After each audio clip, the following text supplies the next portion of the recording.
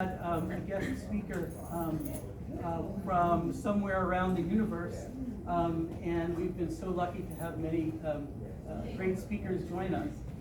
But this year we have just a unique opportunity because so many of you were able to watch the new documentary film Reckoning in Boston, and watch kind of one of our sister Clemente programs from Boston. And the kind of the lives of the students and the faculty there, but also in some ways the life of the filmmaker there, and kind of this whole process of interrogating what social injustice is, as well as what social justice is, and that in fact one learns a lot about each one of them while pursuing the other. And so one of the things that struck me right away about the film was the idea that one learns about social justice and social injustice as one is committed to the struggle to solve those same problems. And I think, obviously we got to meet some of the students in the film. I've known many of the faculty there for many years and have been so moved by their careers to do just that.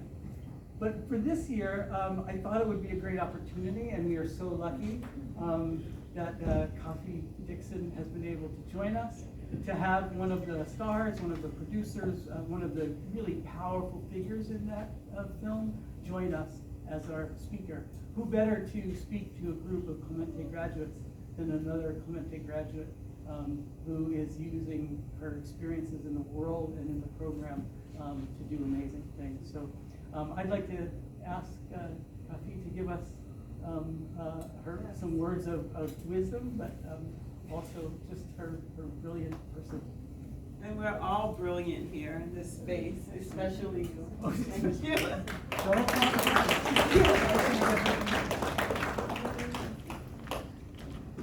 I was sharing with my table that aside from the documentary, you would never know from the documentary, nor would you know from the invitations, that I'm actually a bit of an introvert. And I'm a little bit reclusive. I spend a lot of time at home, a lot of time on our little urban farm. Some people I actually are familiar here. And that I feel like I only speak when I have to. And although I receive a lot of invitations to speak a lot of places, I don't always accept. But for Clemente, I accept it. And I accepted it, and I traveled out here after leading a class of homeschoolers in gardening and burning myself with poison ivy and building raised beds today. So I'm still dirt under my nails. The reason that I really like to speak for Clemente is that to stress the importance of self-development and self-determination. And as I rushed here today, I was reminded of how many times I've rushed to class with and without my books. How many times I rushed out of the door grabbing something to eat, or how many times I jumped online, hiding dinner in a plate under my laptop. And that rush was a determination at all costs to be there and to be present in the participation of education. And some of us may think, as we sit here with children and little ones, we may think of education sometimes as reading, writing, and arithmetic. And originally, before I joined Clemente, I felt the same way. I felt that I would learn to read, I would learn to write better, I would learn math was the long story. It was the joke that when I was signing up for Clemente, I was signing up with a woman. I had not gone to high school. I got my GED at the age of 36 years old. The last grade that I completed was the 8th grade. So in thinking what my personal education and self-development looked like, when I saw the little flyer for Clemente, I decided to sign up around my own self-determination to what I thought was to be better educated.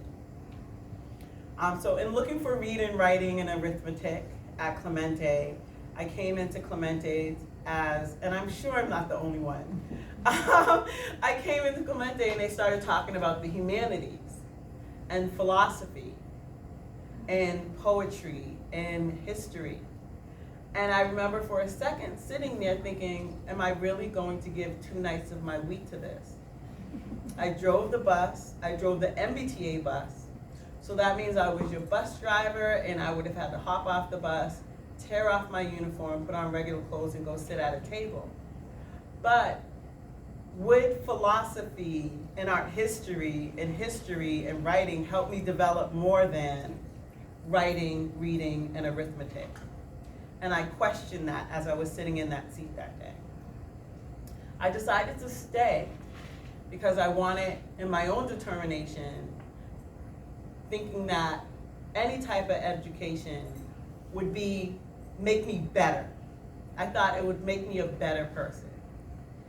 And I would be more accepted, and I would be whole, and people would receive me better because I would be educated, right? We all know that feeling of thinking that education makes us better people, that we're listened to or we're heard or we're actualized because now we know a poem or now we know philosophy, right? But after those year and plus months in Clemente, and after all of the time I spent in Clemente and all of the Clemente students I've met, what I understand about the Clemente education is in our personal determination for our own betterment and participating in Clemente, they're not just making us better. We are not just making ourselves better, but for everybody that's educated in philosophy, in history, in writing, right? That we make the world better. We make the world better. In all of our personal lives, we've talked to, sat with, friends, families, girlfriends, husbands, babies' fathers, babies' mothers, and we've thought if you just knew better, you could do better. And so if we think about how we bring Clemente back into our households, into our families, into our communities, we just didn't make ourselves better, but we're able to sit there with our family and friends and pull from something the philosophy of what it is to flourish,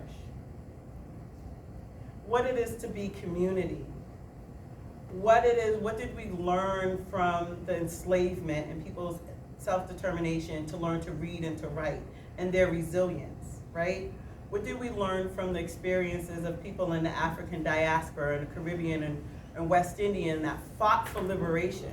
What did we learn about the transatlantic slave trade and ships that may have went to South America and to Haiti and to the Dominican Republic and to Jamaica? What did we learn, and how can we there impart from what we've learned in the humanities better inform our community so that not only are we determined, are we more resilient, but the ripple effect of that is such that we create resilience within our community. We've all watched the news lately, and we've all been witness to what a lack of education, understanding, and ignorance can create. That at times it can cost people their lives, their housing, their security in this country, right? And that there are conversations to be had. But regardless of what side of the line you're on, as long as you're moving towards education and better understanding not just yourself, but the world around you, you are steps beyond the person with the loudest mic, with the largest screen, and with the biggest platform. Because when people speak from ignorance, you have an opportunity through Clemente and through the humanities, not to speak from ignorance, but to speak from education and understanding. In finalizing this speech, I'd like to tell you who I am. My name is Kafi Dixon. I'm a producer of The Reckoning in Boston, which is a documentary that focuses on the importance of education and social justice movements. I participated in the documentary because there were things that were going on in my community that I wanted everybody to know about. There were things that were going on with housing, mental health, lack of employment, underemployment, people who were living in houses, apartments who weren't able to purchase homes, people who were suffering, people who had suffered under an education system that did not educate them, and whose kids were dealing with the same thing, lack of education, social services, police, right? And I did nothing more, although Professor Corey would say different, I did nothing more but then allow a camera into our community so that they could better understand what we go through where some other people wouldn't.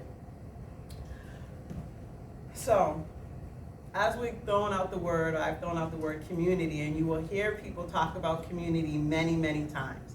Everybody says, you know, community, community, community. One of the things in being a perpetual learner and in being able to educate each other, I'd like to share the definition of community.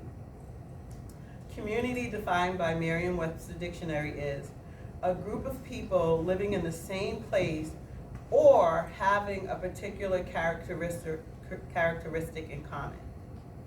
Although we may not live in the same place, the characteristic that we have in common that now makes Clemente students across the United States community is the intention around self-determination, betterment, and also providing resilience in the communities that they exist in. So I congratulate everybody who made it through all of the classes and who did or did not turn in all of their paperwork and their thesis of Antigone or whatever you may have been working on for making it to this point. And I encourage you, as you walk out of this door and as you go back to your regular life, to always carry Clemente with you and to always refer back to history, to always refer back to philosophy.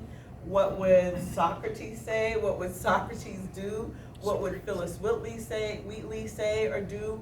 How were communities ahead of us resilient? How were our ancestors from other countries and places, how did they come to this country? How did they create resilience? How did they create social impact? Because believe it or not, you are them as they are you. And you have the same opportunity to go out and do what they did, which is to make the world a better place. Thank you very much.